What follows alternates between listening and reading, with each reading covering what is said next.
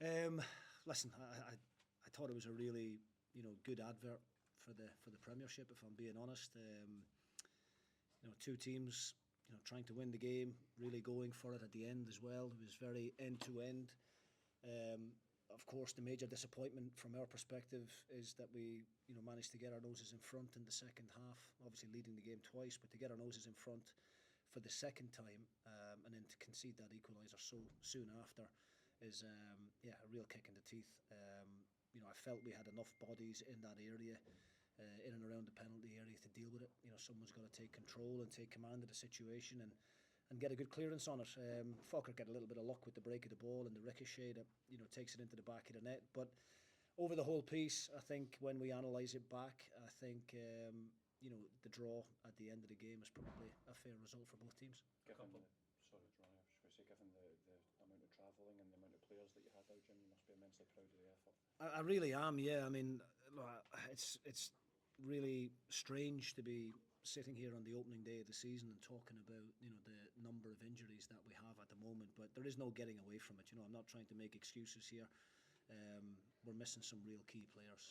Our captain and our vice captain, Graham and Ferry, both absent today. Obviously Ferry's is a suspension, but Ryan Strain, Namo Fatah, all really good players that can be great options for us off the bench, if not starting the game, and we didn't really have that luxury available to us today. So we knew the game was going to be difficult because of how short in numbers we are. We knew there was going to be an added difficulty to it, given the occasion here today for Falkirk. It's very much a celebration moment for them off the back of what they achieved last season. It was a great atmosphere.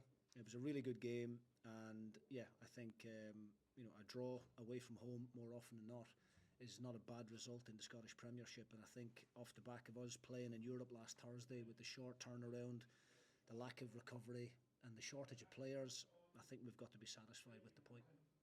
Who have you got coming back for this week, if any? We've got a few touch and go, but then we've got a few longer term injuries. Obviously Ferry will be eligible for the game, which is great. But there's a few on the sidelines at the moment that we'll just have to wait and see. But we'll be pushing them hard over the next few days. They're all desperate to play, obviously. It's just a lot of bad luck on our part, unfortunately. But look, these are the challenges that we face. It was only a couple of years ago that this weekend we were travelling to Arbroath to kick off the championship. In the space of 2 years now, we're sitting here slightly disappointed to pick up a point away from home. But looking forward to a game against Rapid Vienna in Europe next week. So I think when you put things in perspective, we've come a long way in a short period of time. What's the prognosis on Christian Trapanovsky now that that's settled down a bit after?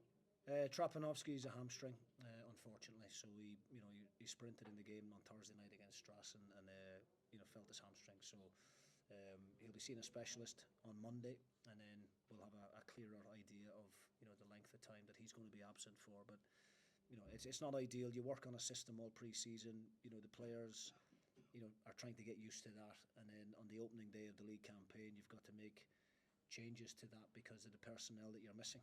We asked a lot of Christian Carestes and Vichko Sevels to play at fullback. It's not their natural positions, but they've done a job for the team, and they understood why those changes had to be made. And as I said, I think over the course of the game, a draw was a fair outcome for both teams.